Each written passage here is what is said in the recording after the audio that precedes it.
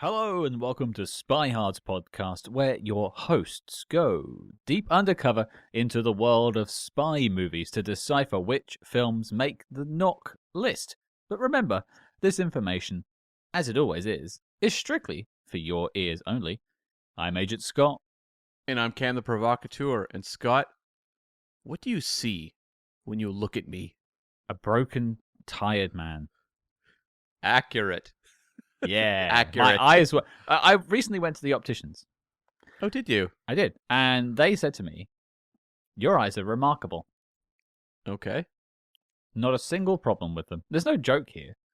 I was just like, oh, right, I have great vision. And it was just quite reassuring to know that one thing works. Everything else has fallen by the wayside, but those eyes, they're living on. These eyes will be, reused for science, I'm sure. You could say that you have golden eyes. Bum, bum, bum, bum. Golden eye. You'll never know how Scott watched you from the shadows as a child. And I can with my amazing eyes. That's right. Yeah, it is.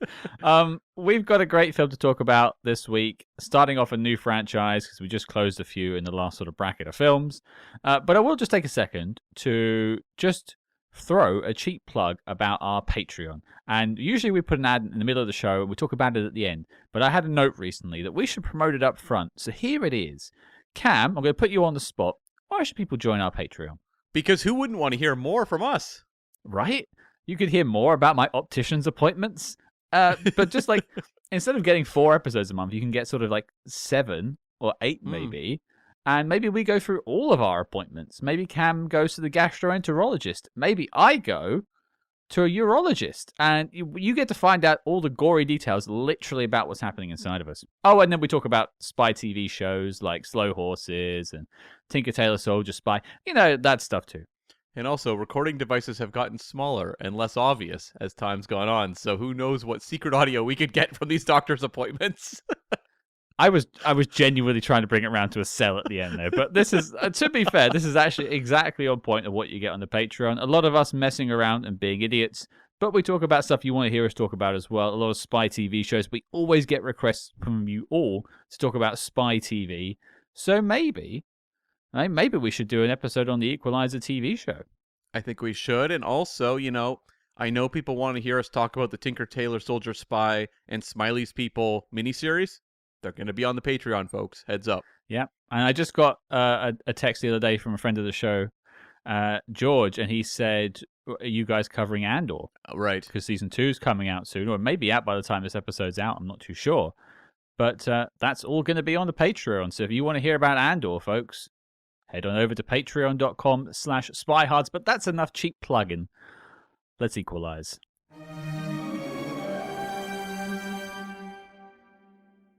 All right, it's time to unleash a new franchise. Cameron, what are we talking about?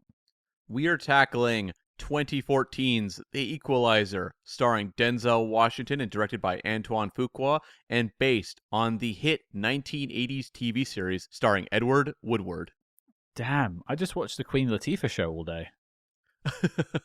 It's really hard to say Edward Woodward. Edward Woodward.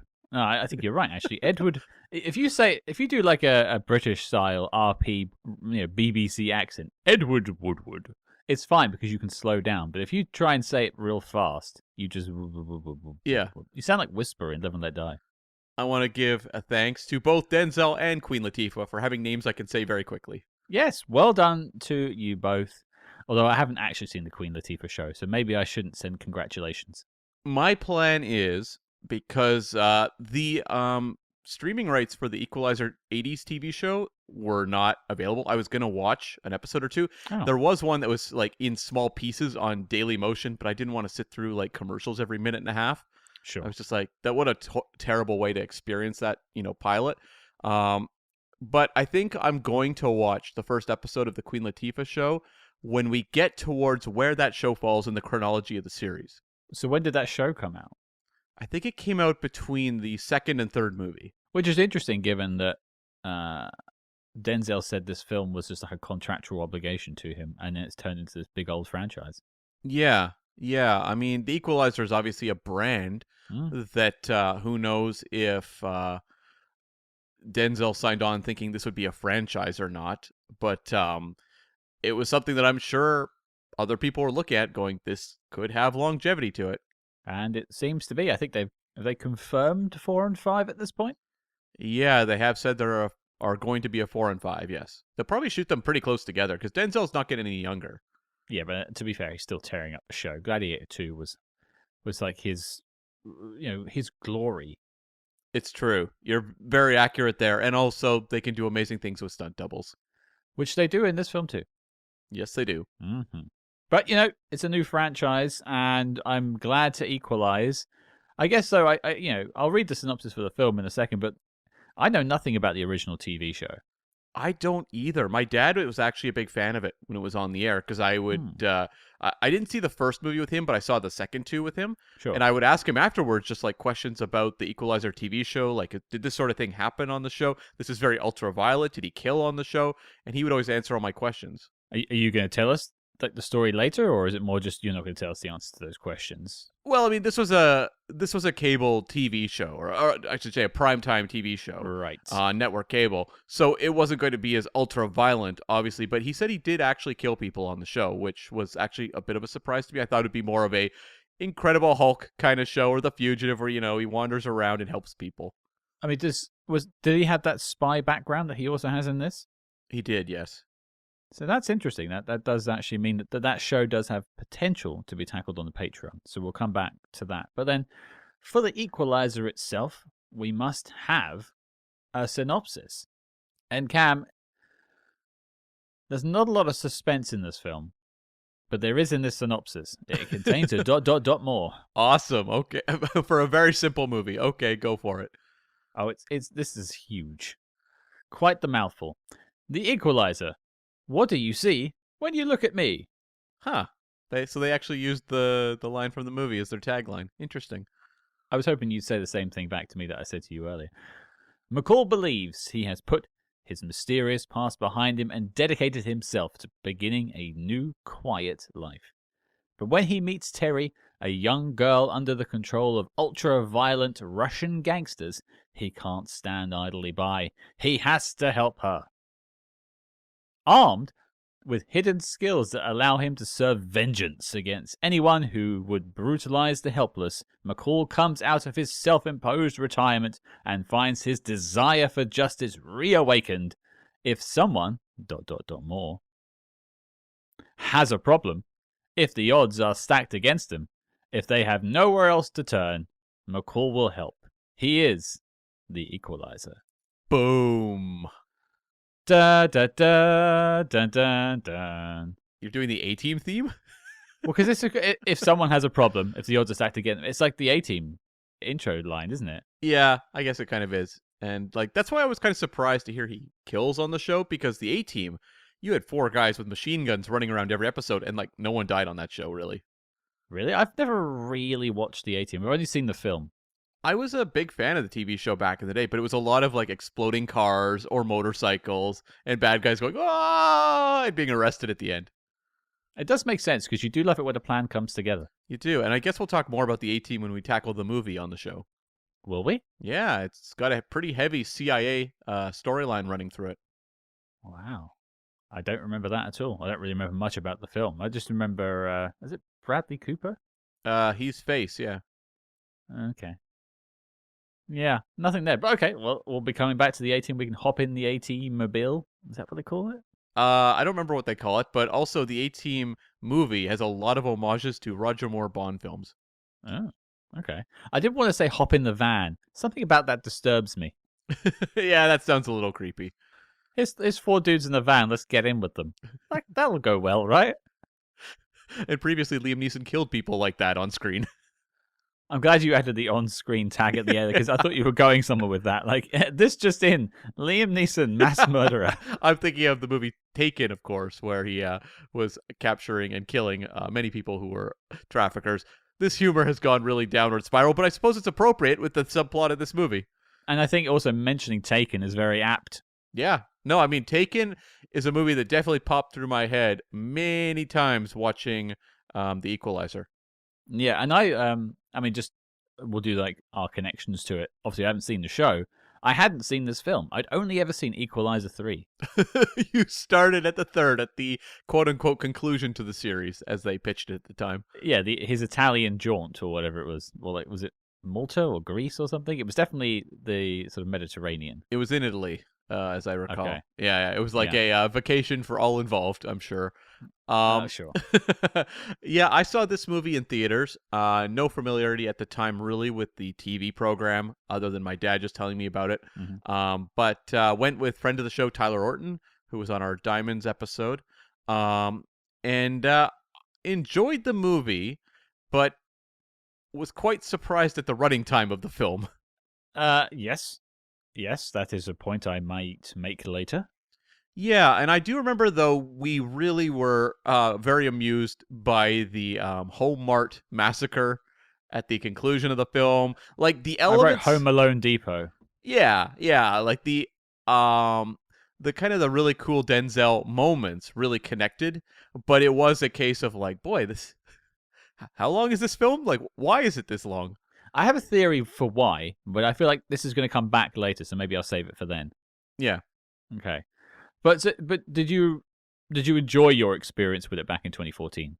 Yeah, and I was definitely open to watching a sequel or a third film or whatever. Well, clearly there's a lineage here. Clearly there's a history. But how did we begin or re-begin to equalize? Well, this is, as I said, based on the show The Equalizer, which ran on TV from 1985 to 1989, and, as I said, starred the difficult to pronounce Edward Woodward, who was a 5-time Emmy nominee for his lead role on that show. And the show was created by Richard Lindheim, who was primarily known for Equalizer. He did a couple other things, but primarily his career is built around the Equalizer TV show. And it was also created by Michael Sloan, who was much more of a veteran TV guy, who Mm-hmm. also wrote the Return of the Man from U.N.C.L.E. TV movie, Ooh, as well as created a show that I have a lot of love for, Kung Fu: The Legend Continues, starring David Carradine. I have never. Do you say this is a show? Yeah, I've never heard of that. Wasn't David Carradine the chap in Kill Bill he was indeed, and yeah, he and got like schlock movie maestro? um. Well, he was, but he was also the lead of the TV series Kung Fu, which is what lined him up perfectly for Kill Bill. Yeah, okay, that lines up well. Fair enough. Yeah. And so this TV show was very popular in its time period, and the kind of property that was probably being kicked around in the wake of the success of all these TV to film adaptations like The Fugitive or The Flintstones, movies that took these properties and made a lot of money, the Brady Bunch as well. But nothing really came out publicly in terms of development of this TV series until 2005, when producer Mace Neufeld, who'd worked on the Jack Ryan film adaptations, Mm-hmm. teamed with Michael Sloan, the co-creator, and TV series executive producer Terry Eldridge to bring the show to the big screen. At that point, the Weinstein Company snapped up the rights and were going to put this film out, and nothing really happened for 2 years. So that's 2005.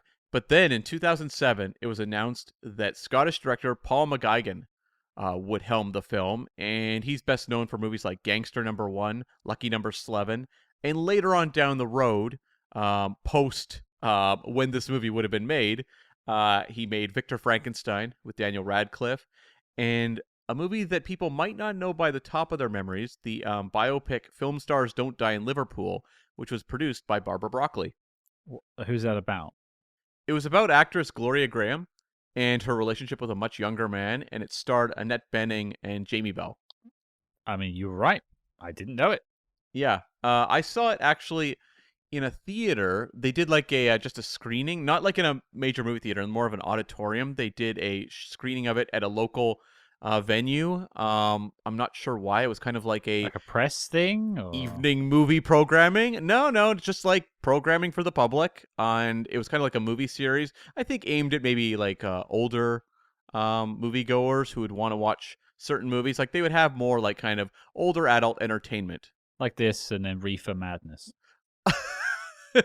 Exactly. But, things like Just for those oldies out there, folks. maybe something like Best Exotic Marigold Hotel. I get what you're playing to. I was Yeah, yeah, being yeah. playful, and it also makes sense that it was perhaps targeted to older people. That you were there. Yes, exactly. Well, I went with my mom. Oh, I feel bad now. I like your mum. I'm sorry. It was a very enjoyable movie, but there was some scenes that I didn't really want to be sitting there watching with my mom. Oh, do tell. There's a lot of sex scenes in this film. Oh, don't tell. Don't ask. And the movie would be written by T.L. Langford and novelist Michael Connelly. Um, these two are the brain trust behind the TV series Bosch. Michael Connelly is also a novelist. He wrote the Bosch novels, and he also wrote the Lincoln Lawyer novels. I always see advertisements for Bosch, but there's also a quite popular like DIY brand called I think Bosch in the UK, and so I think it wasn't well named for the UK. Oh, okay. I don't think it's SEO optimized. Sure. Yeah. I think it's interesting, though, you had two pretty prestigious writers Mm. adapting this, and their names are nowhere on the finished film. So I'm curious what happened along the trail for the Equalizer. Isn't that your job? Well, we don't know. Those details are lost to the sands of time at the moment. We'll see if we can dig into that a little later, perhaps. But so that's 2007. In 2010, it was announced that they had a star. Oh. And that star was Mr. Russell Crowe. Oh. Oh. Yes, and the movie would be directed at that point by Paul Haggis, the writer-director who was behind movies like Crash, In the Valley of Ayla, and had worked with Russell Crowe on The Next 3 Days. And Paul Haggis also, of course, co-wrote Casino Royale and Quantum of Solace. And has gone on to have several problems with the law. Yes, Paul Haggis, yeah. A name that doesn't hold up great, but at that point... Not appearing on a Spy Master interview anytime soon. It's Paul Haggis. That's right. But yeah, so it was going to be a Russell Crowe, Paul Haggis venture. At the time, they had no shooting script, but I would assume that Paul Haggis probably would have written it, right? Or at least overhauled something.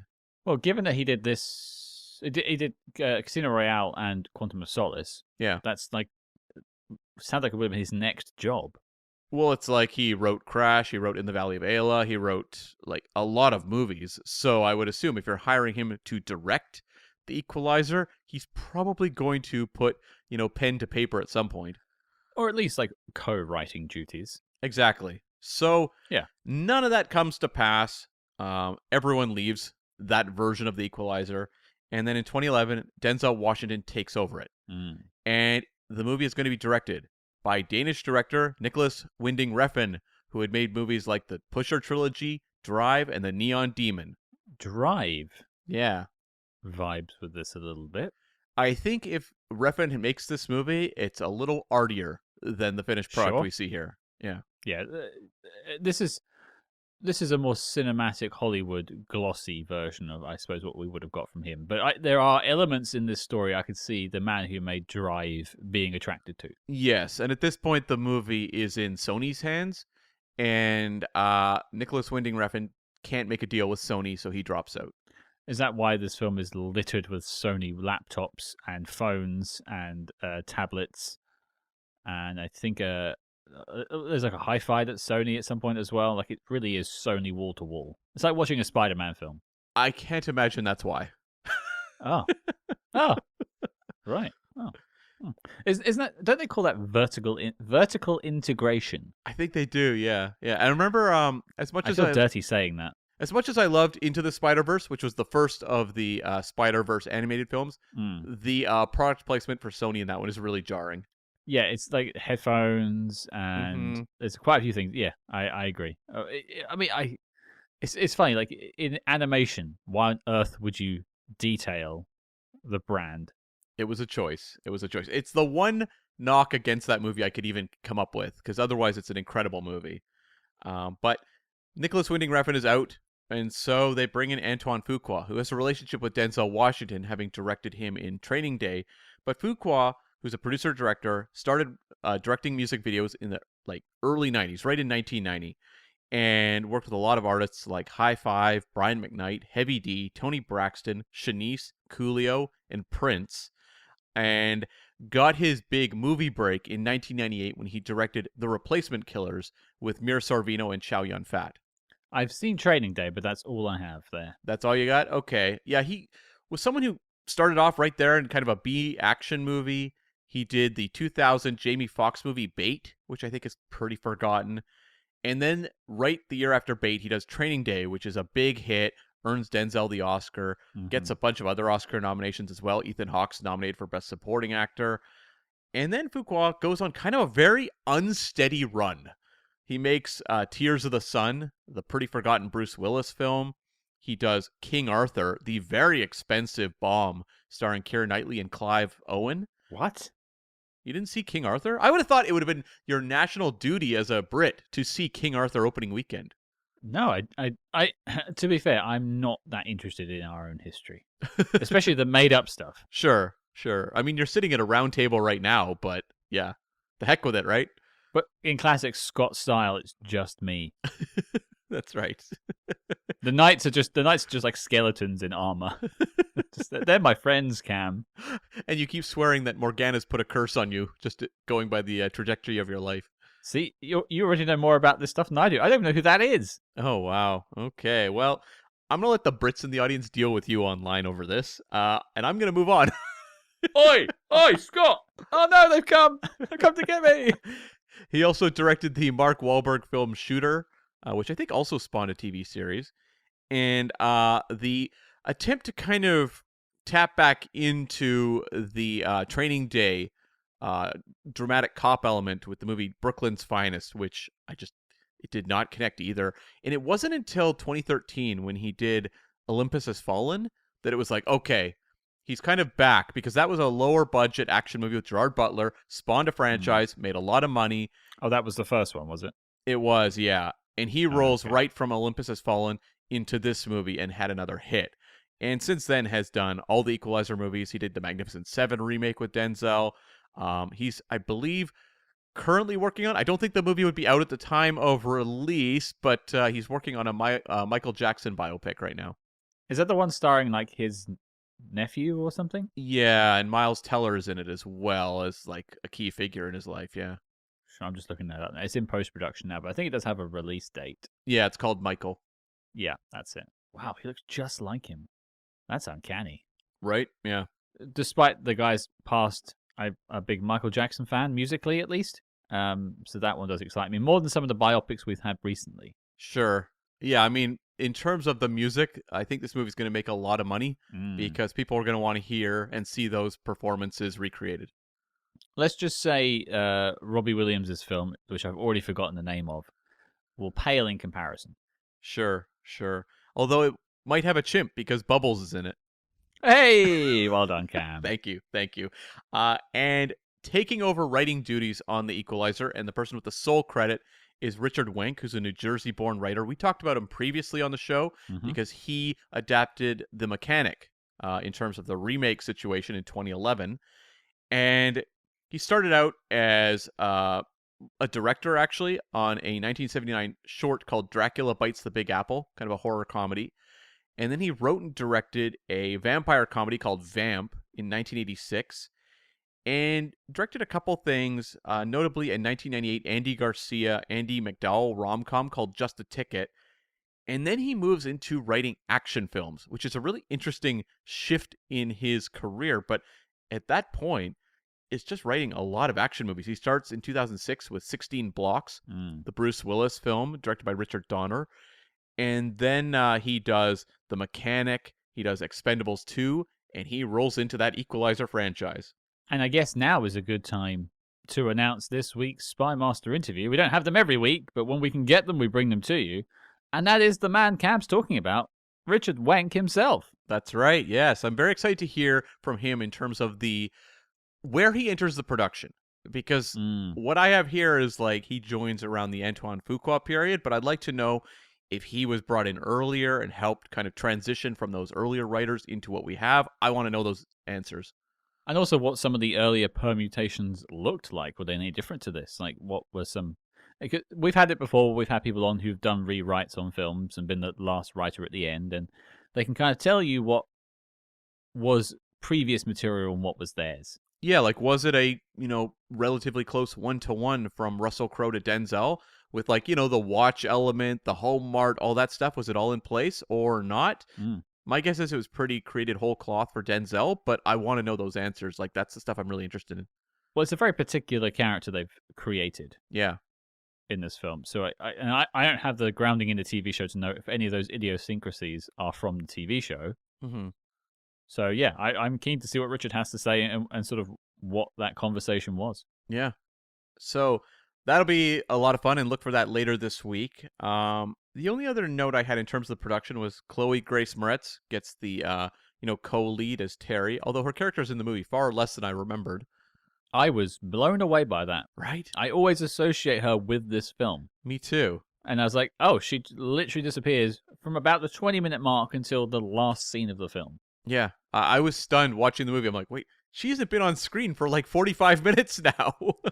But it's something I'm going to come back to because she's also like in a lot of the artwork. She's your second build, as you say. Yeah. It's just odd. Yeah. It's just odd. And originally the character was supposed to be in her 20s, and they ended up making her a teenager because her chemistry read with Denzel was so strong. And I'm guessing she was younger than that age at the time. Yeah. Yeah. Okay. Well, I mean, we're knocking her not being in the film. I guess what the intent behind what we're saying is we wanted to see more. Yeah, and they were going for a bit of a Taxi Driver riff here, where it was like the Jodie Foster child prostitute and going towards this character here. There was a note on Wikipedia I could not find confirmed anywhere else about other actresses in contention for this role. I'll just read them out, but take it with a grain of salt. The names listed were Anna Kendrick, Kelly MacDonald, and Nina Dobrev. All a little bit older. But if they're saying the character was originally supposed to be in her 20s, that would make sense. Yeah, I could. Of all the people, Anna Kendrick is the one I feel like I could see. Well, I look at her winding up in the Accountant franchise, so she was clearly open to sort of a pulpy action franchise. Which is another thing I think I might come back to. Sure. The budget for this movie was $55 million, a nice conservative number there. Domestically, it did 101.5, international 90.8, for a worldwide total of 192.3. Well, that's almost quadrupling. That's not bad. No, I mean, that's the key to making a movie that is modest budget in terms of, how much people spend on movies these days, is that you can launch a franchise without having to make 400 million plus. It beggars belief that Hollywood haven't figured this out by now. You just do a mid to low budget action film or anything. Something you're not maybe 100% on, but you want to give it a shot. Don't spend too much. Just put it out there. Cast a lesser known name if you want to. And just see what happens. Not everything has to be 180 million. And then it has to spawn a franchise. I mean, Argyle is one of the... I know that's last year, but a good example. I know that obviously conversations have gone back and forth as to what the actual budget for that film was, 180 or 60, blah, blah, blah. But it was supposed to launch a franchise. Well, I mean, this morning, the day of recording, I was listening to a podcast, and they were talking about what a disaster the new Captain America film is. Sure. Because it cost $180 million, and it's only going to gross about $450 worldwide. Now, $450 worldwide, when you really think about those numbers, like, that's not horrific. But because they spent so much on a movie that, frankly, looks far worse than The Equalizer, Easily. It's not even a question. One looks like cinema, one looks like a TV episode. Yeah, and I know, like, you can argue back to that point if I'm playing contrarian. There's a lot of effects needed for Captain America Brave New World. Like, you have to have the Hulk and all the Falcon stuff, all that sort of thing. Like, that costs more. I understand that argument, but they also wrote the script. Exactly, yes. And it's not like some of those big effect sequences were exciting in any way, shape, or form. Did you like that bit where those two things flew around and didn't die? Thrilling stuff. Happens the entire film. Yeah. And so this movie landed at number 44 at the 2014 worldwide box office between The Other Woman, which was a Cameron Diaz, Leslie Mann comedy, and the Chinese comedy Breakup Buddies. Which is actually what I call our group chat. And the top three for the year, number 1 was Transformers, Age of Extinction. Number 2, The Hobbit, Battle of the Five Armies. Ugh. And number 3, Guardians of the Galaxy, the first one. Oh. So that was a very important year for me, actually, then. Yeah, the number 3 there is a really good movie that's had a legacy, whereas the other two, not so much. I couldn't tell you what happened in Age of Extinction. It had the Dinobots. That's all I could tell you. Was that who was the lead of the series by that point? Was Mark Wahlberg. It's his Wahlberg first. It's his first one. So is that the 4th film? It's the 4th one. It's the one that's longer than The Godfather. Oh God! Oh God! Which is an amazing distinction. Autobots transform and keep rolling. And rolling and rolling and rolling and rolling and rolling. Limp Bizkit, what are you doing here? So there's no other final notes on this one. It was not like an awards contender or anything like that, but we can just say that the Equalizer will equalize again. I don't think we should say that. I don't think anyone should say that. Well, it's said. And this is why you don't write for a living. I did once. Oh, wait. Well, I think that says it all, doesn't it? Once. Once. Oh, God. The chaos and rubble of my life. How the mighty have fallen. Yes. Now you podcast about spy movies with a guy from England who has no credentials whatsoever. Hello, darkness, my old friend. And yet has booked way more interviews than you've ever had in your life. Well, that's not my job on the show. I'm the editor. Oh, I didn't bring in whose job is whose. Just saying, man. Just saying. Who's the rock star here? Who's the true Equalizer here? Why must you put me down on the Equalizer episode? Say my name. I don't know. It just felt natural. You're being a real Teddy. Teddy? The villain in this movie. That says a lot. Yeah. That genuinely says a lot about this film, and I'll get back to that. But let's equalize. Let's talk about it. I just whacked my microphone stand. I'm that uptight. No, I just want to talk about it. I've got a lot to say about Equalizer. You've seen it before, so I think I'm going to let you go second, if that's all right. Go for it. People online seem to love this film. Mm-hmm. You posted on Twitter, "Oh, I'm watching Equalizer." Like. It's interesting because for me, I don't want to go against the grain. It's all sizzle and not a whole lot of stakes. Okay. Don't get me wrong. Denzel does a fantastic job with the performance. I think he really has created a character that has clearly gone on to, other things. I can't say brighter.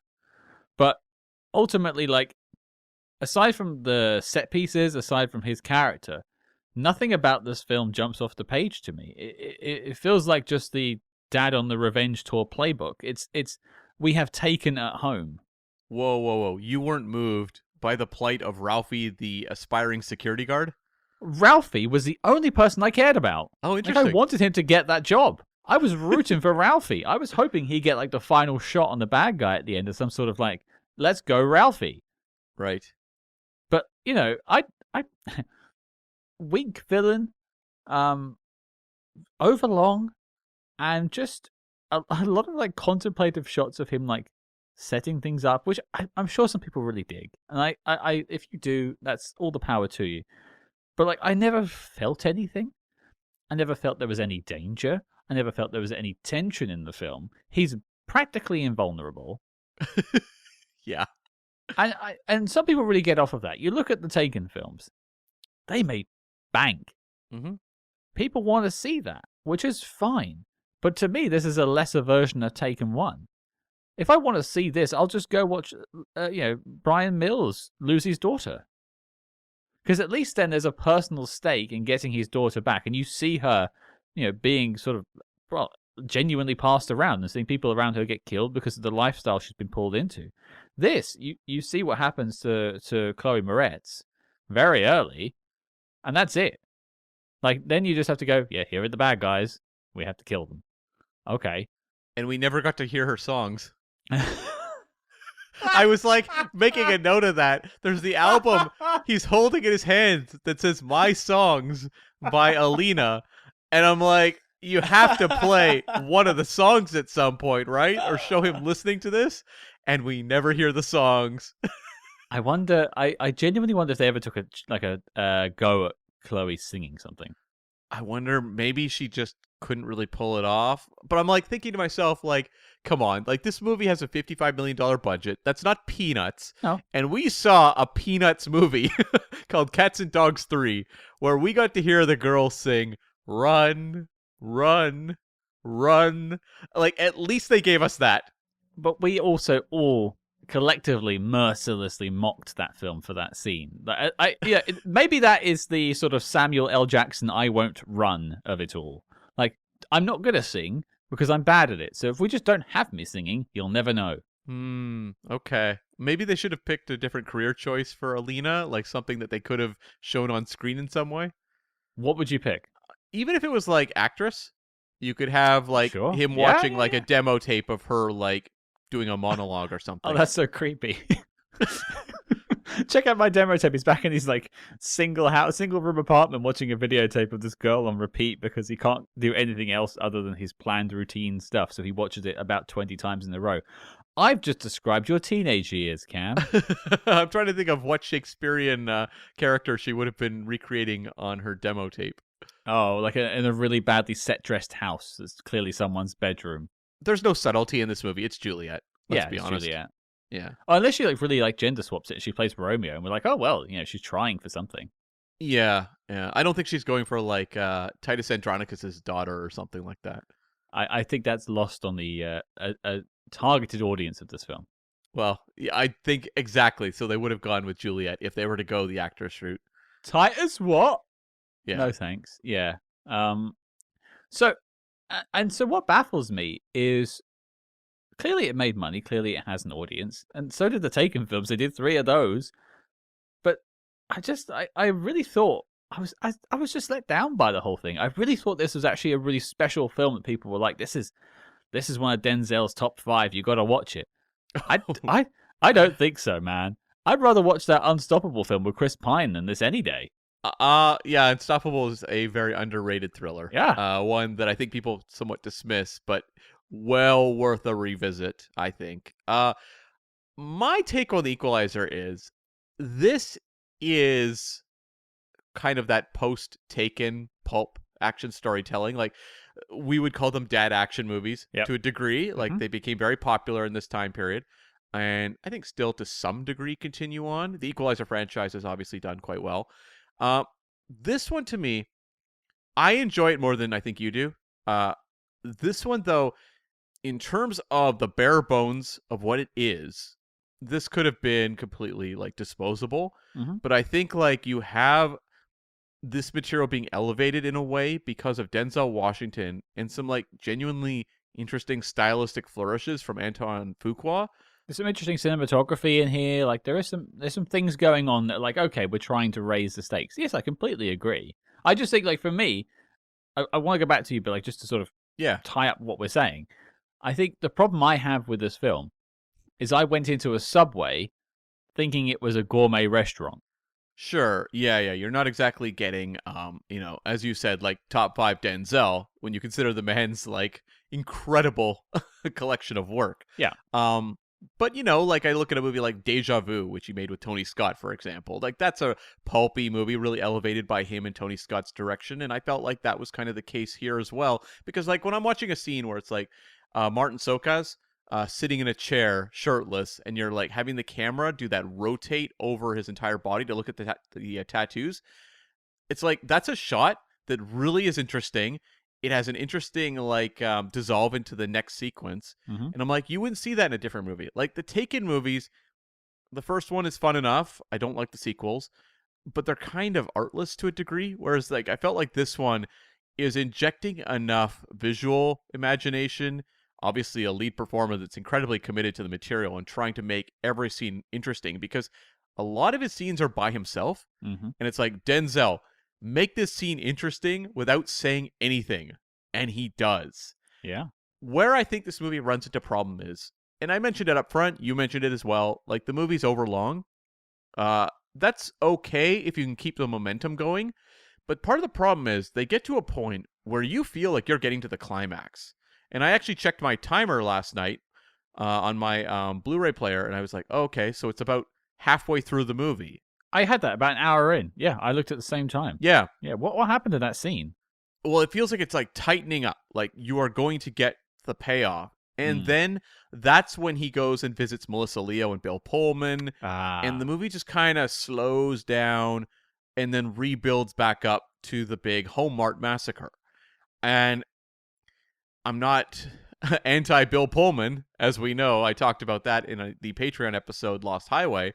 And Melissa Leo can be great, but like this kind of thing kind of hurts the movie. Like it gives it more of a lull when you want to feel like the tension is kicking in. Mm-hmm. And it doesn't, I don't think, have that kind of effect. It does stuff in terms of, relaying exposition, but it doesn't do wonders for the pace. And I think like the third Equalizer movie, which we reviewed on the Patreon actually, and we will look at later down the road again, it really doubled down on the McCall as Jason Voorhees, Michael Myers stuff. Like he is a slasher movie villain, and that's where the fun comes from. These villains are all basically idiots who don't realize what they're up against, and you are watching this force of nature just take them down. And Denzel, I remember in the third scene, there was a moment where he even has like a Michael Myers moment where he's like killing someone and is just like tilting his head looking at them. And it's like, the movie really doubles down on it by then. Here you can see they're at this interesting kind of in-between phase where when there's the moment with the watch where he walks into the room, kind of the moment that kicks off what this franchise is. And he's in that back room. He looks at his, watch. He's like thinking, how much time do I need? You see through his eye breaking down the minutia of what is all around him. And then it pays off with that action scene. That felt very like post Sherlock Holmes, which did that. I can't stand that thing, by the way. Just as like a TV tropes thing, the whole slow down mind palace stuff, it put me right off Sherlock. Yeah. Like I felt like that was really like kind of taking from Guy Ritchie's material, and I think someone did it before Sherlock Holmes, but I don't remember who. Whereas I think with the sequels, you find the Equalizer series finding its own footing and doing its own thing in a more like confident way, whereas here it feels kind of between two worlds. But I still think that stuff plays, and I gotta be honest, I like the villain, I think, more than you, and the action is grisly enough that at the time it felt like a bit of a revelation coming after the PG-13 Taken wave, and I still think it's fun. I have no problem with the kills, the brutality, the gruesomeness of this film. I just think, I think it lacks anyone that is on the level of Denzel Washington for him to spar with. Yeah.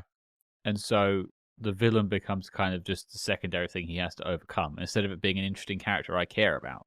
I don't know anything about, okay, he's a former Spetsnaz soldier turned gun for hire. That's all I know. There's no life to him whatsoever other than that. Well, you have Denzel basically giving him his backstory about being a kid raised by a kind old man, and he killed the old man. All that stuff is tied into Teddy as well. The sad thing is, I'm pretty sure, to the best of my memory, this is the most formidable villain in any of these movies. Well, I was thinking about that afterwards, and I can't recall the villain from 3. I think it was just like a collection of goons, I think. Yeah, I think they don't they come to town and terrorize the town for like money and stuff, and eventually he takes them all out in their vineyard or something. Yeah, that's correct. And the second one, I'm not going to mention the villain right now because it's a twist, I think, who the villain is. But it was not a twist that worked for me particularly well when I saw the movie the first time. Okay, thanks for spoiling that there's going to be a twist. You're welcome. You're welcome. This guy. What do I do with him? Books no interviews and spoils twists. But let's not dwell. There are things to discuss. But let's talk about stuff we like. Because I think we can't have an episode about The Equalizer without throwing some celebratory flowers at Denzel Washington. Mm-hmm. Like, you said it before, and you said it perfectly. He's elevating this material. You don't hire Denzel Washington for nothing. He's coming in here and giving a memorable performance on what I can only assume reads very plainly on the page. Well, that's what I'm interested in talking to Richard Wenk about, is the creation of that character for the movie. Because obviously they're going to bring over certain elements from the TV show that I'm sure he'll talk about as well. But I'm wondering how much like freedom Denzel had to create the character versus what was written, because there's a lot of like very minute detail stuff. Was that all fleshed out in advance? Was that Mhm. the writer working with Denzel? Is that Denzel and Antoine Fuqua on the set figuring things out? I want to know. Because the character has, I don't think they ever specified, but he has OCD. Yeah. And that reminded me a little bit of The Accountant. Who Ben Affleck's character also has some sort of form of, has something. I can't remember what he actually has. He has autism. Is it I believe autism? he's on the spectrum, yeah. I can't remember if they outright say it or not in the film. I watched it in Spanish, so I didn't get every word. But yeah, like it was interesting to see them play with that. And someone with OCD who's also a very capable assassin. But I think the moments that really worked for me with Denzel was when he was actually being more human, and that's the bit I liked.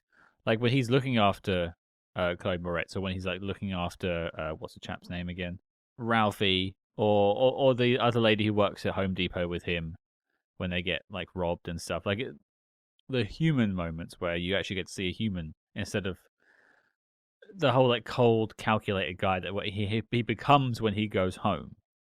Right. When he's just sitting there like watching things happen, or he sits in the diner and reads a book. You mentioned Home Depot, but I'm pretty sure it was called Home Mart because Home Depot did not want to have massacres set within their facilities. I know, but Home Depot can't sue me, so I can say Home Depot. It was supposed to be Home Depot. Yeah, that, or I think the other brand they have in America is Lowe's. We have Rona. I'm not sure if that's in the U.S. We had that in 2020. Hmm. Corona. Oh, Yes. right. Wow, doesn't get jokes either. No, But yeah. But yeah, like what are your thoughts on Denzel's performance? I think it's crucial, and I think when you look at some of the scenes you get here with, you mentioned his interactions with Teddy or the various other people at Home Mart. You can imagine the scene in a Taken movie. Oh yes, It would be horrendous. Like, honestly, that was kind of my favorite thing in watching, especially the Taken sequels, was awkward scenes of Liam Neeson interacting with people and trying to pretend to be a human being. Like, those scenes were hilarious. Like, they were high comedy.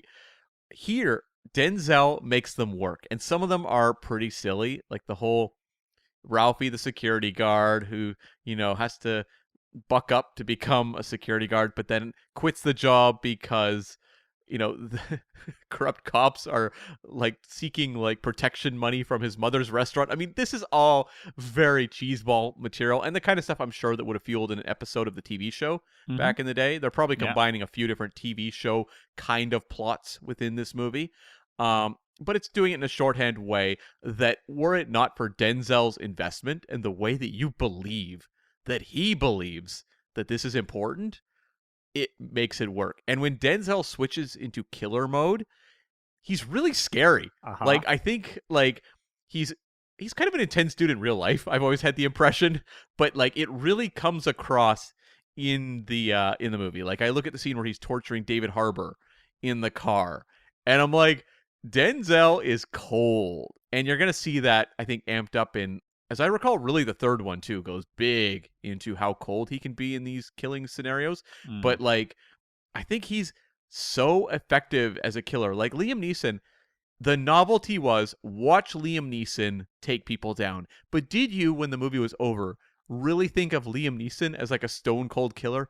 Probably not. But No. Denzel, you walk out of this movie and you're like, oh man, I don't want to cross Denzel. I wouldn't want to share a cab with him at this point, just in case. Like, right? What if I insult him somehow and he just throws a pen in my eye? Exactly. Like, he genuinely has a fearsomeness that I think is actually kind of bold on his part to pursue, because often actors want to be perceived as somewhat likable. Sure. And I think his ability to switch into something that, like, when he's killing the villain at the end and they're just like staring at each other, it's like there's nothing in his eyes. Like, he just goes into like shark predator mode, and I think it's really effective. It's typical you to bring sharks into the conversation. Well, I mean, he is kind of like a shark in those sequences. Sure. No, I think he's fantastic when he switches it on, and that cold side comes through. I can take away the slow down mind palace stuff, but like when he's talking to the bent cops, it's great. Yeah. And just sort of seeing him in motion, taking people down, but like seeing the process. So like when he gets attacked in the diner, very slightly and Yep. overcomes the guy very quickly, and then just goes out, takes the pictures, moves on. It's all very calculated, very cold. And I think it's that intensity he has that Brian Mills, Liam Neeson, doesn't have. Yeah. Like Liam Neeson's always sort of try to play the dad. The film starts with him buying a karaoke machine for his daughter. Like he's a pretty loving dad and a bit of a goofball. Whereas you get no impression. Well, actually, you do get a dance number from Denzel in this, I have to say. You do? Yeah. You get the Soul Train dance number. So maybe he is a bit of a goofball too. Maybe he's good at code switching. Who knows? But it's the intensity that sells him more. Like, I think if you were going to say, oh, who would win in a fight between these two characters, I think Denzel is taking it. Yeah. Yeah, exactly. And I think, like, his character is someone that I'm just more interested in than Brian Mills. Like, Brian Mills is a Yeah. character that we like, but we like to make fun of a lot. Like, his whole father skills and all that. Like, there wasn't moments in this. When I'm watching Denzel, his McCall character, like, mourn his deceased wife, and you feel like it's someone who's tugging at that, like, I need to hold on to who I am, but at the same time, like, I'm going to go back to what my wife saved me from originally. Like, you can feel the conflict within Denzel in those scenes, and I'm like, he doesn't have to do this. No. He could show up, be like, Denzel Washington is the Equalizer. He could be phoning it in, winking at the camera, being like, yeah, I'm just making like a lower budget action movie. Like, what do I care? But he genuinely seems like someone who is like, I am going to make this the greatest dad action movie I possibly can. Which ties into the point I was going to raise, and something that this film reminded me of, which is a film we've tackled recently. Well, specifically a character we tackled recently. And that is Tommy Lee Jones's Deputy Sam Gerard. Yeah. Right, Tommy Lee Jones is second build in The Fugitive. And he manifests a sequel based on the intensity that he brings to that character. And the sort of honesty and truth he brings to that character. And I think Denzel did the same thing here. I do not think the film around him, Denzel, is necessarily up to getting sequels. I think it's Denzel's performance that really is the reason there are 3, perhaps 5. It's interesting you chose Tommy Lee Jones, of course. That's another TV series adaptation into a movie as well. And, like, that's the thing, too. It doesn't feel like they're either one of them were saying, it's based on a TV show, like, whatever. We're just kind of cashing in here. It doesn't feel like that at all. And I think the thing with this movie is it's so, like, it's just basically a bare bones action movie to a degree. And so, like, the premise is elastic enough within the construction of this movie that it's very open to sequels, whether Denzel was like, sign me up for 5 or not. It's like this material could easily fold over into sequels, whereas, like, with The Fugitive, it was much more of a difficult kind of stretch. But also, on the flip side, both characters will always have a villain. Yeah. There will always be fugitives for a US Marshal to chase. There will always be bad people in the world for the Equalizer to equalize. I think they equalize, I suppose. I don't know. Yeah, I guess it's to make things fair. I guess that's where that comes from. I guess so. It's just a cool sounding name, I suppose. Yeah, I'm the Equalizer. Okay, yeah, you are. Sure. Okay, please don't hurt me. Okay. Yeah. Okay, Mr. Washington, please. What about you? A light you have? I actually like the villains in this quite a bit. And I think it's actually a tough ask because the character of Robert McCall is, like, godlike. You can't stop him. In a, I think, worse constructed movie, it would be incredibly frustrating because the fact he is evading police, any sort of investigation into his activities, the fact the bad guys can't track him down, even though he's, just basically a guy on the streets, it's pretty unlikely. Pretty unlikely.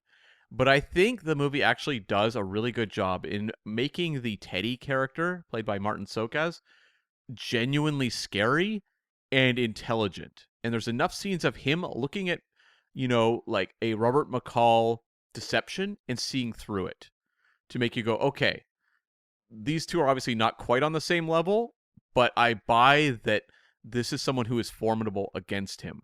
And I think, like, giving, the Teddy that scene with Haley Bennett's character who he strangles, that is an incredibly chilling scene. And I think Marton Csokas commits, and he's not an actor I've always loved.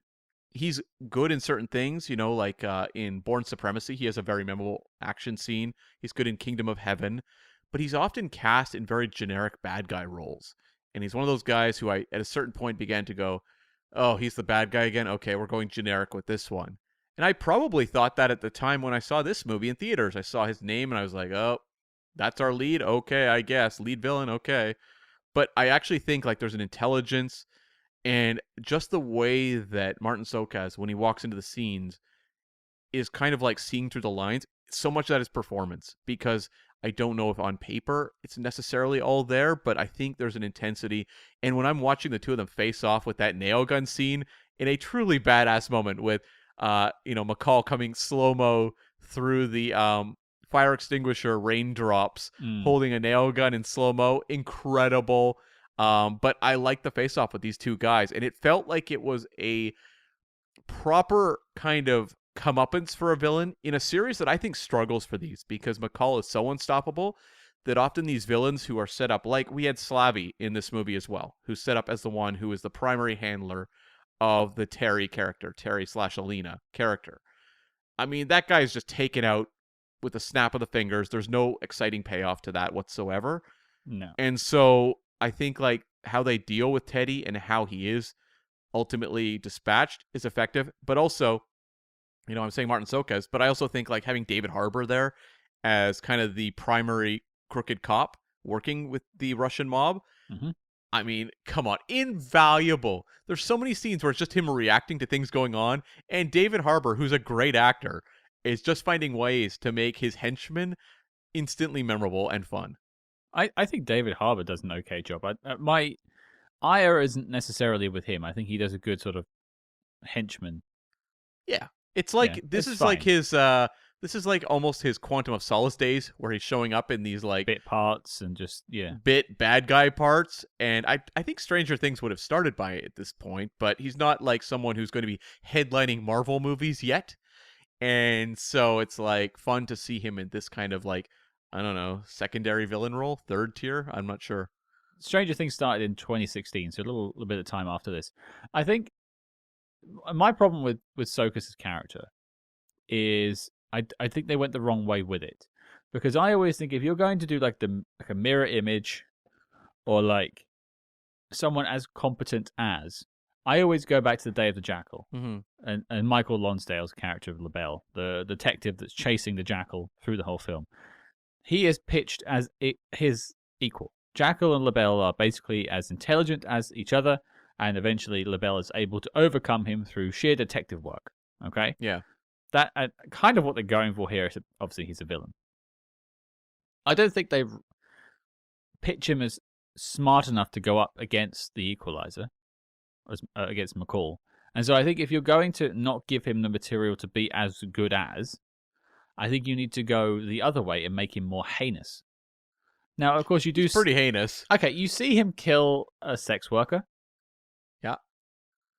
And? But that scene is... It's really awful. I'm not saying I want to necessarily see more people get killed by him. Oh, you do also have the scene of him pummeling the construction guy. Sure. Brutally. Yeah. Maybe that should be enough. Maybe that should have been enough for me. I kind of wanted McCall to take him down. I wanted to feel like this guy is vile. I want him destroyed. And I don't think I felt that. I wanted to see him doing more acts that would make him not necessarily memorable, but just like a vile POS that needs to be taken down. And yes, the things he did were pretty vile, but like I felt like there was never any blame on him. He was just a weapon for someone else who was then just killed in the couple of scenes before the end of the film. He's just a blunt instrument. He's basically Bond in a sense, but working for the wrong people. Yeah. I mean, I think like one mistake they make is having his character pursue Ralphie at the end, where it's like, come on. This guy... Well, have him kill Ralphie. Like, I don't... Like, do some things. I'm like, I care about Ralphie, and then he kills Ralphie. Like, that... Yeah. That is almost like... It's like when the beginning of John Wick, which has got another tie-in to sort of the McCall character, I guess. They kill the dog at the start. Sure. You're unforgivable at that point. All of you must die. That's how that works for me, and that's how they're trying to pitch it as in the film. I don't think he ever gets to that level. I don't know. I found him incredibly loathsome in this movie, so I was just like waiting to see him get pummeled by the end. I do think it was a mistake to have him go after Ralphie at the end because like we shouldn't be questioning whether Ralphie can get away. We should be saying Ralphie can't get away from this guy. Send the nameless goon after Ralphie. Yeah, or have him, as I said, have him kill Ralphie. Sorry, Ralphie fans, but I think that would have given it the sort of final, like, this guy's unforgivable. Let's destroy him with a nail gun. Sure. Yeah. Other likes. For me, I think it is nice to see some brutal deaths, tying into what we just said about the nail gun, but, there's like I don't know, corkscrews being used. Mm-hmm. There is other things from the bar. Doesn't one guy's get eyes taken out by like a bottle or something? Gets his whole eye taken out. He does hit him with a bottle, yeah. Uh, there's some pretty memorable ones in here, like the rake or whatever it was, like garroting the guy's neck in the Home Depot section, and There's the barbed wire noose. That's pretty great. yep, yeah. I don't go into. I'm not a big gore guy. I don't go in looking for it, but I like creative kills. I suppose things I haven't necessarily seen before, Yeah. and there are some in here that I was genuinely surprised by. I was gonna go back just for a second. You were talking about the Teddy character as like a mirror image. I think it's really hard to create like mirror image villains against characters who are invincible. And it's something that I think James Bond struggled with as well. Mm-hmm. Like, did you ever feel Bond was in danger going up against Scaramanga? Probably not. No, Probably the not. closest I think they ever got to it was Alec. Do you feel like Bond was genuinely in danger from Alec Trevelyan? Bond is never in danger, apart from nanobots, apparently. That's kind of the problem, right? And I would also say, I would say maybe like Silva was the most formidable against Bond. Boop, boop. Because I think his craziness made him that much more dangerous and scary. And the fact that he could predict the future and when trains were running. That too. But it's really tough, and McCall is as invincible as Bond. Yeah, I think that is somewhere that a lot of modern franchises would like to maybe get away from a little bit and to give some fallibility to their characters, but also you end up with like No Time to Die. Yes. And then like everyone just throwing the table over because they killed Bond. Yeah. Like at some point Bond had to die. Yeah. I don't think No Time to Die was the right way to do it. I would say it is in retrospect. Well, okay, like you looking on the Amazon thing, yes, I know what you mean, but just like I feel like I'd rather him died to a Scaramanga or to an Alec Trevelyan than to Safin. Sure. Yes, I agree. Like go out with a bang, and I don't mean the missiles.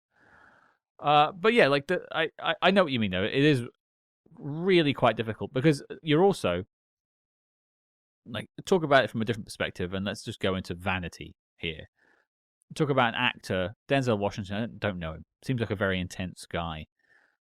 And maybe he would like the acting challenge of acting against someone that is portrayed as his equal that he will eventually overcome through, all sorts of means. But a lot of the time, I mean, you're losing screen time to a different actor to build up the villain. Mm-hmm. And I could see a lot of actors having problems with that because they're the lead. Yeah, like I think, when you watch a movie like American Gangster, the Ridley Scott film, where it's him versus Russell Crowe, like that works, but they are obviously with this franchise aren't looking to cast someone on a similar plateau or close to as Denzel Washington for your villain. Yeah, that's just not what this film is. Like, it is a Denzel Washington film and then the cast. Yeah. Whereas, back to Day of the Jackal, back to my original point, it's Michael Lonsdale and Edward Fox. Like, both aren't particularly household names, but they're basically billed next to each other on the poster. They didn't cast someone who was a massive, massive name. They casted two actors. Yes. Both underrated spy icons because they've both been in a lot of spy movies. Yeah, for sure. Never Say Never Again gets a shout out. Yeah. Mm-hmm. But yeah, I think it is a very tough thing to do, and I can't think of a recent film where it's been done well outside of Bond either. I don't think of like any superhero films have done it because they'll often do mirrors. I guess like a lot of them. Winter Soldier. Usually origin movies do that, where it's like Yellow Jacket and Ant-Man, Captain America: Red Skull, Black Panther. That's probably the best one. Black Panther and Killmonger. And that was actually pretty well done. Yeah. Yeah, it was. Yeah. So much so that they're calling for Michael B. Jordan to come back. Yes, we all are. Wow. Indeed. I'd be keen to hear from you folks if you can think of a better mirror image film that we've missed out there. Are we missing something? Or do you not think this works as a mirror image? But I think that's what they were going for with the Csokas character. I do too. Yeah. Yeah. But deaths, gory deaths. I enjoyed that. I enjoyed seeing some. We had a lot of like 12A films on the show recently. A lot of kid friendly, or not kid friendly, but aimed at teens. This feels very much like an adult contemporary film, and so it's nice to see. It is. And I mean, the scene where the guy backs into the power drill, all I could think about was Hans Moleman saying, "My brains." I didn't think I'd get a Hans Moman shout out on this episode, but here we are. Yeah, and I think setting it, like, when I knew the final sequence was going to happen in the Home Depot, I was like, oh, here we go. Like, ugh. How contrived. How silly. Is someone going to step on a rake at some point? But somehow they actually made it entertaining. I was like, oh, okay, you actually used the environment you set it in and made it entertaining. Stepping on a rake, bringing it all back to Sideshow Bob. We interrupt this program to bring you a special report. Agents, we don't expect you to talk. We expect you to buy a subscription to our Patreon. Yee. That's right. Over on the Spyhards Patreon, we're covering all your favorite spy TV shows, as well as popular films from the most iconic secret agent actors of all time. Cam, why don't you share some intel on our latest assignment? Scott, in anticipation of Andor's second and final season, we are journeying back to a galaxy far, far away to take a look at Season 1 of Tony Gilroy's prequel series to Rogue One, A Star Wars Story. Is the Force truly with this one? Punch it, Chewie, we're gonna find out. So, tune your dial to patreon.com/spyhards and spice up your podcast feed. But before Nick Nack runs out of Tabasco, resume the Spy Jinx. All right, we need to get the dislikes in before McCall turns up and equalizes us. Cam, a dislike from you. I mean, for me, it is just that, like, kind of somewhat aimless second half. It's the taking the foot off the gas. And I guess, like, in kind of a larger picture, there's stuff I appreciate there. Like, I like the takedown of the cash warehouse, like, in the meatpacking plant. Like, sure, that was fun. That sequence is actually really effective. But I mean, in a way, it really is the pivot point of the visit to Melissa Leo and Bill Pullman, where, I mean, is there anything in that sequence that's interesting to you? In the meatpacking scene? No, in the Bill Pullman Melissa Leo visit. No. Other than, like, giving you a slight hint of what he used to do. Yeah. But I could do without any of that. I think it's implied. Like, you don't really get a Brian Mills scene where he goes back to the agency he used to work for and goes, oh, can you give me some intel? That's kind of what his friends are for. Do these friends feel better or worse utilized than the friends in the Taken series? Well, there's no barbecue scene in this film. There's not. Or golf. So, no, I think this is a downgrade. It really does feel like that way. Like, there's nothing particularly interesting. And Melissa Leo had worked with Fuqua on Olympus Has Fallen as well, where she was a member of the president's staff who I think it's like dragged out of a room by her hair singing the Star-Spangled Banner or something like that. Like, it's something insane. It's a really crazy moment I recall from that film. And I can understand why they'd bring her back, because I think she can be an actress who's really, I mean, she's a great actress, but she can also be really fun on screen. I just don't think they found anything interesting for her or Bill Pullman to do. I do wonder, and this is a Richard Wenk question, because for in a rare occasion we're recording the interview after we've recorded the actual review itself. Is like, was the CIA stuff left from a previous draft? Sure, yeah. Because it doesn't tie in as well as everything else. It does feel like it's a detour for 15 minutes. Well, it's an explanation as to why McCall is as good as he is, but that's the kind of thing that could have been, you know, one line of dialogue. You have a character like Troutman in Rambo shows up and is like, you don't know what you're dealing with. This guy's done this, and this. Boom. We're off to the races. We don't need to kind of like stop the movie. Or you have Csokas' character find it out when they're finding out stuff about him. Yeah. Like, he brings in a dossier, he's got like a black line on it, and he's like, oh, this guy means business. He's ex-Black Ops, blah, blah, blah, blah, blah, blah. Ex-CIA, blah, blah, blah. And you're like, oh, okay. That explains where all these skills are coming from, the particular set of skills he is brandishing in this film. But they don't do that. No, and that would have actually, I think, made the the Teddy character even more formidable is he had the ability to scout this information out himself. Yeah, like maybe his people got it for him or whatever. Sure. I mean, it's an oligarch run operation. Like, they would have connections all over the place. That's a more simplistic way of doing it, and I think it lends itself to, I think, sorting out that issue we have about pace. Mm-hmm. 'Cause like you said before, I don't mind seeing Bill Pullman, but like we are just travels off to just somewhere outside of Boston that's very nice looking, that doesn't look like Boston, and then spends 15 minutes doing arts and crafts and eating cake or whatever it was they were eating, some weird food, and then coming back again. It's like, okay, what did this do for me? Apart from a paycheck for 2 actors. True. I also think it's tough to do the climbing the criminal ladder approach to villains in action movies. We saw it in the Taken series as well, where it's like you see the primary villains set up, who are the ones that kidnap Maggie Grace's character. Liam Neeson dispatches them pretty quickly. Yeah. And then you're basically just climbing this ladder of kind of random people. I think Teddy is a very good attempt to try to conquer that problem, and having David Harbour there as well. But you don't see them as tied to the kind of inciting incidents. It's like they are secondary.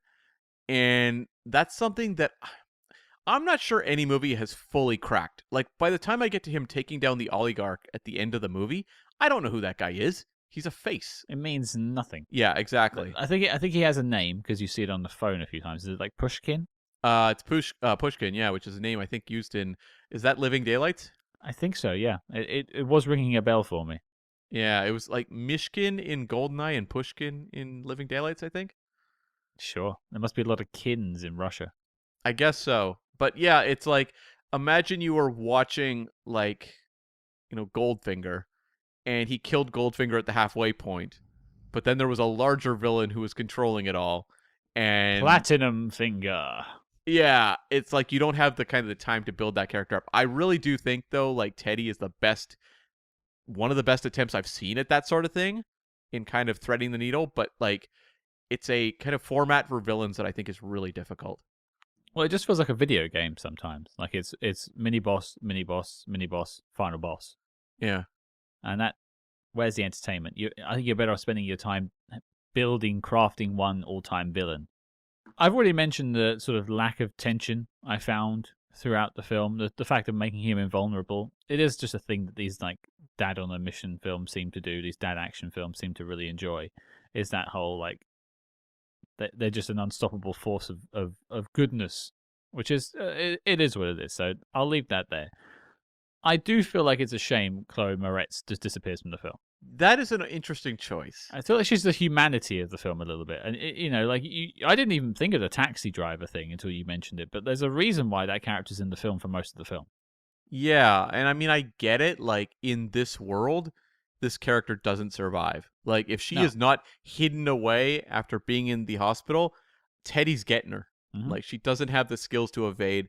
Unless you had, like, Robert playing a more active role in hiding her. Maybe then you could do something, but that's where I thought they were going. Like when McCall's at their hideout and he's looking through the documents and he sees the tanker. There's like a tanker at the docks. I thought that was leading to her being like captured there. Maybe they were going to export her out the country so they could do what they want with her in Russia somewhere. Right. That's what I thought. And in the next scene, he's blown up the boat. I was like, oh, probably not then. Well, I guess the question is, where did she go? Because she's in the hospital. Then where? I assume she was just still in the hospital the whole time. That's the thing. It doesn't really make sense because Teddy is someone who I think who's smart enough would go, clearly he started it on this entire mission because of her. Get her. Like we need her, or get her out, put her somewhere safe. Or something worse. Like he's like, just kill her off. Like I think like Teddy would target her and play more attention to what could be a possible connection between the two that he could exploit. Yeah. And the fact that her character is just completely vanished, to which Robert McCall can't even vanish. They're finding this guy somehow. Whereas this like young woman who has no resources, and as we, indicate in the movie, like no connections other than the Haley Bennett character who's dead. Mm-hmm. How is she safe at all?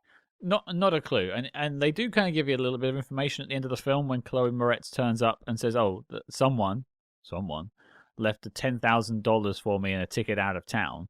Obviously, that was Denzel's character. Yeah. But that must have happened after they busted the drug farm, because that's where the cash came from. Or was that No, the cash in the envelope he tried to buy her with? that's right, because she said it was just under 10,000, and he offered him Ah. $9,800. Do you want to know a fact as to why it was $9,800? Yes, I do. Because if you go any higher than that from a cash withdrawal from a bank in the United States of America, it logs something on some sort of digital system and flags it. Oh, okay. I don't know why it's specifically that number. Maybe it's changed since this film was made, but that was definitely the reasoning at the time. Oh, okay. Well, I wouldn't have known that. That's fascinating. A little bit of Googling will get you plenty of places. Any other dislikes you want to bring up? I mean, other than not hearing her song, that one Uh, did jump out to me. I don't think so. Like, I genuinely think like we are gonna look at a few of these dead action franchises. mm-hmm. Obviously Taken.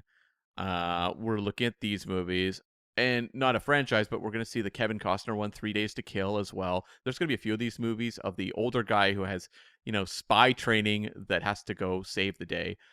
I genuinely think like you can say this movie's not high art, but I think it's one of the better ones. I think it's aiming for something more than some of the other ones. Yes. And I think that's down to the script. I think that's down to Antoine Fuqua as well. I think Fuqua does a great job with this one, and it doesn't feel like it tips into the skeezy the way that Taken does. No, although I think the skeezy helped with Taken. I think it gave you a sense of the real dread that the Maggie Grace character was facing in that underworld by being exposed to it as an audience. I think that did kind of work. I think this is more. You just said it's not high art. I think it is attempting to be something slightly more, but by having Denzel in its lead, it should be doing that. Like I think this film was smart to try and make something a bit more iconic. And there are some quite iconic scenes in this film, in Denzel's sort of filmography. That gun grab where he swaps the hands. Yeah. Like, I've seen that played in so many things. The watch. I mean, we can say Yeah. what we will about the kind of the cheesiness of the watch moment, but like that moment definitely, I think it was used in the trailer, and it also became a big selling point of the overall vision of what this franchise is. Wait, was it a Sony watch by any chance? Oh, probably. Oh, boy. And also, you mentioned him coming out of the rain at the end when he's got the nail gun. That shot of him sort of looking down in the... Well, it's not the rain, it's the water suppression system in Home Depot. But that, again, is an iconic shot. I think it's on the poster or some of the posters. Yeah, I think it was. Yeah, it was funny. I was reading a review from Matt Singer, who logged this movie on Letterboxd, and I think he gave it like 3.5. Sure. But basically said this is a movie you'll be kind of embarrassed to tell your friends you're spending the night watching, but no matter where you are, you'll turn this movie on TV, and then 2.5 hours will disappear, and you'll have watched the entire movie and won't want to admit it. It's the film you don't want anyone walking in on you watching, basically. Well, it's just like a movie that it's not it's not like, well, I was busy watching Casablanca and people go, oh, of course, a classic. It's a movie that if it's on, you'll be like, oh, The Equalizer. You know what? I'm just gonna watch The Equalizer. Like, it feels like a movie that has that kind of pull. It's kind of like a movie that would have played very well on TV, although it wouldn't really play that well because you'd take out all the good parts. Yeah, you'd lie and watch you watched the Three Colors trilogy or something like that. Yeah. You didn't watch the Equalizer trilogy. Yeah, Three Yeah. Colors. Yeah, I'll do that or something. Yeah, I could see that being the case. It doesn't even have like the class of like the Bond franchise or something No. like that, where you understand kind of the fandom around it. But like the Equalizer series are pretty somewhat disposable action movies, but they're movies that are, for whatever odd reason, very rewatchable. I think that very odd reason is Denzel Washington. Well, that's true. Yeah. Well, okay, final notes. I've got a couple of observations I want to make. Cam, why don't you go first? I thought the scene where McCall was telling Teddy his backstory and talking about, him as a kid and the older man and all that reminded me so much of the movie Batman, where Michael Keaton is talking to Jack Nicholson's Joker and saying, like, there was this guy, he went too far, and then he does the whole build up to the "you want to get nuts?" I'm like, It felt so similar that I think I might ask the writer if he was inspired by Batman. I think you should. Yeah. I did get sort of a Batman vibe from this, but that was more just like Denzel appearing from the shadows as a form of justice. Yes. I think that's kind of built into it too. This film wants to talk a lot about books. It does, yes. Yeah, some of the books include Old Man and the Sea, Invisible Man, and it makes a reference to Don Quixote as well.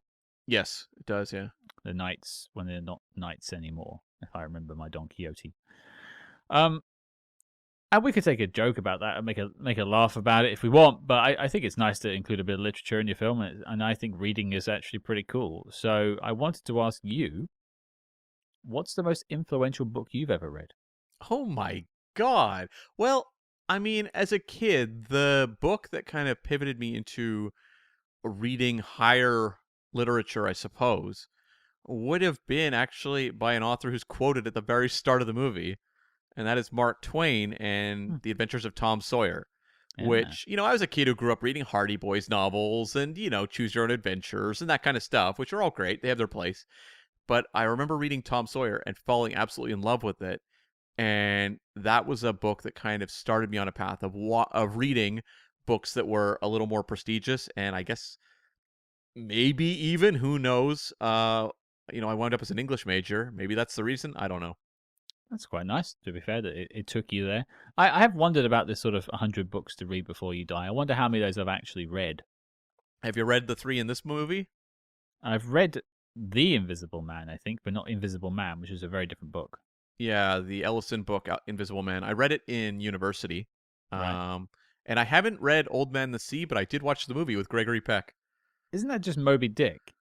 No, it's different. It's more contemplative, I think.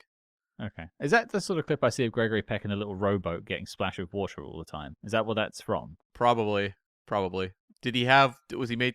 Wait, it's not Gregory Peck. I'm Oh. wrong. It's Spencer Tracy. I made a mistake. So I'm thinking of Gregory Peck in Moby Dick then. Yes, that's right. That's the confusion. So I said they're not that similar, but then I confused the two. Yes, Gregory Peck is in the Moby Dick movie, which I've seen as well, and then Spencer Tracy is in Old Man and the Sea.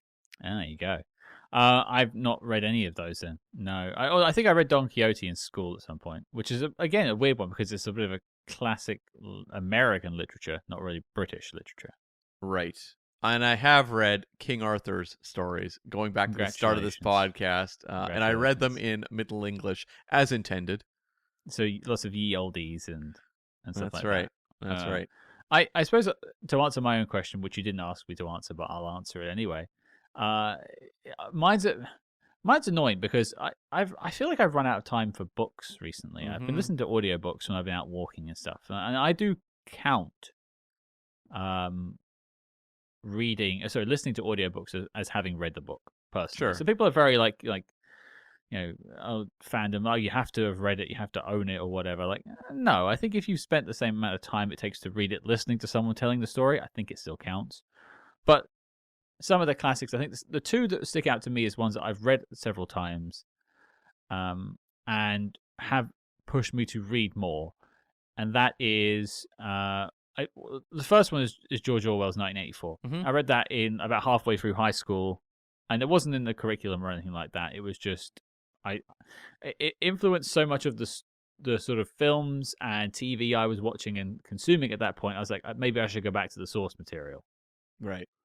And it's still one I do go back to from time to time. But the other one, and again, it's sort of, it has influenced a lot of the science fiction I watched as a kid.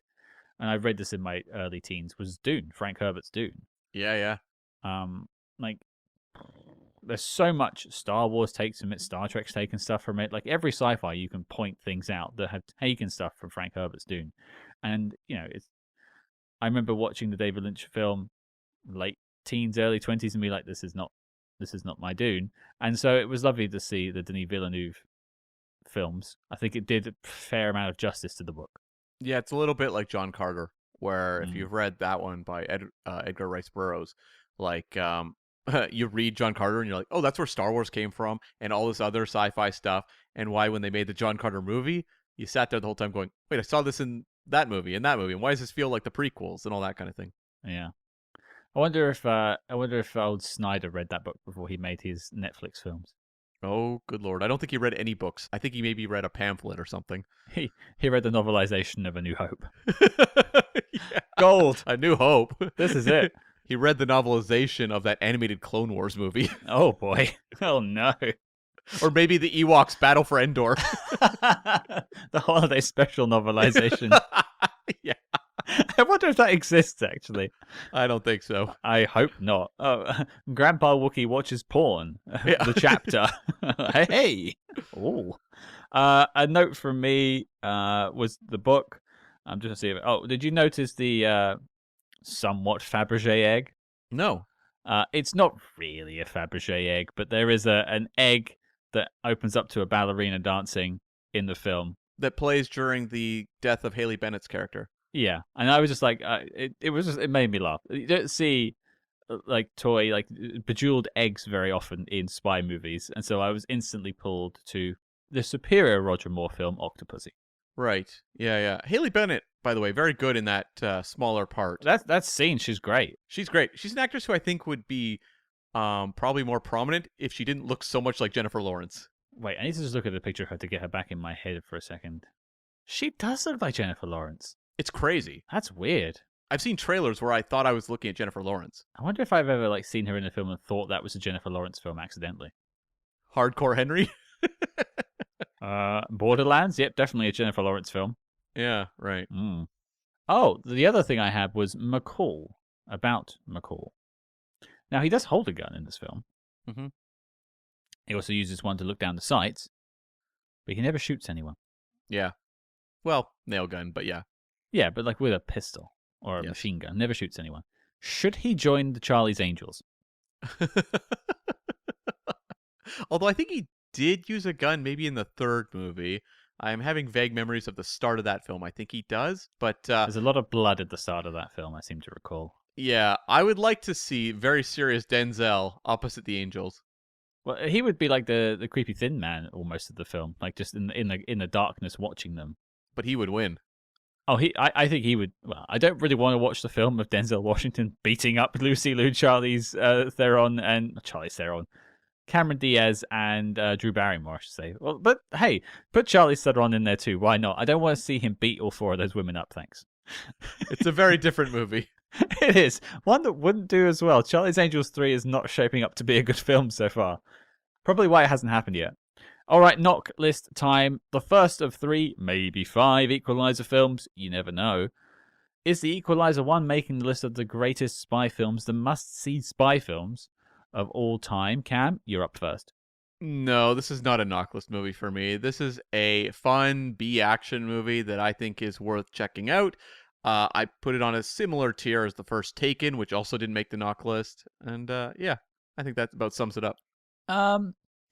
Yeah, I think I'm inclined to agree with the no on that one. The problem is I haven't seen the second one. I have a suspicion how I feel on the third, but we won't know what happens with the fourth and fifth. And so a part of me is like, is this the best one? Like, what's the benchmark? But I can't proceed with that in mind. Yeah. And if you're asking me, is this a must-see spy movie? No. But there is some entertainment to be had from watching this film. If you haven't seen The Equalizer and made it this far into the episode, I'd say still check it out. Yeah, I would too. Yeah. There you go. 2 no's. The Equalizer is not making the knock list. There's still hope for the Queen Latifah version, though. Is there? Is there hope? I don't know. For all I know, this show's a ton of fun, and maybe we'll find out on the Patreon. It just seems like such an energy change from what I know of Queen Latifah's work. Like, I just know her from comedy. Yeah. So, like, this is a very straight down the road. Like, this is not a comedy film at any point. I couldn't see Queen Latifah in this role. No, but maybe that'll make it more interesting. You know what? Arms wide open, as Creed would say. That's right. But the dossier on the film is complete and filed as classified. That's the first of the trilogy, or the septrilogy. What's the 5? Quadrilogy? No. Quintology? That's quintology? Yeah, whatever it is, 5. Whatever it is, folks. It's the first of 5 or 3. We'll find out. But it hasn't made the knock list. So the mission continues. Obviously, later this week, we'll be back with our interview with Mr. Richard Wenk, talking about this film and the sequels, as well as we'll, I'm sure, brush on to The Mechanic as well. Yeah, of course, we'll have to, yeah, because we covered that movie a while back, and that's just an interesting adaptation unto itself. Join us later this week for the Richard Wenk interview. I'm sure it will be a blast. Lots to talk about and lots to dissect. And I think I might try and fit the second one in before I do the interview. I know it's weird to watch it ahead of a review, but I kind of want to ask him questions about all 3 films. Yeah. I think it would be weird not to do that. No, I agree. Yeah. Yeah, so I might try and fit that in, but obviously we won't be reviewing 2 or 3 for quite some time. But Cam, the mission must continue next week. What's the next spy film in our crosshairs? Scott, over here on Spyhards, we love whiplash programming, where we go from one tone to a completely insane, drastically different tone. So we are going to jump from The Equalizer to 1948's Southern Yankee, a comedy Civil War spy film starring Red Skelton. I'm sure there will be no comparisons to be made between these 2 films. No, as is tradition here on Spyhards, we like to keep you guessing, as all spies do love to do. Good spies, anyway. I think it's quite the juxtaposition going from The Equalizer to a Civil War spy film, but that's just the way we like to do things. So your mission, folks, should you choose to accept it, is to join us back in a time of civil war and a time of unrest as we take a look at 1948's Red Skelton comedy, I use that in air quotes, Southern Yankee. And I mentioned at the start, there was an ad in the middle, so let's just finish off that delicious, delicious sandwich. Why don't you join us over on the Patreon? Whilst recording this episode, someone joined the Patreon, so I'm going to shout out their name for being such a star. Shelby Spyers, welcome aboard. We're glad to have you over at the Patreon, so why don't you be a little bit more Shelby today? Why don't you join us over on the Patreon? Make our day brighter and make your life of your ears brighter, frankly. Like, indulge in some rich, luxurious audio entertainment courtesy of your favorite spy boys. Shell, yes. Sign up, people. Follow us over on social media. We'll be continuing the Equalizer discussion all throughout the week. I will be fighting off all the Equalizer fans, apparently, because I'm the contrarian voice amongst the pigeons. I didn't mean to call all the Equalizer fans pigeons there, but hey, I've done it now, and Cam's not going to edit it out, so I'm just going to look bad. That's right. But join us on social media at Spyhards, wherever you might get your social medias, SPYHARDS. I think we have all of the handles locked down wherever you might do it, so find us there. Continue the Equalizer discussion, but until next week, Spy fans, you'll find Cam and I rubbing each other's thighs with boiling honey.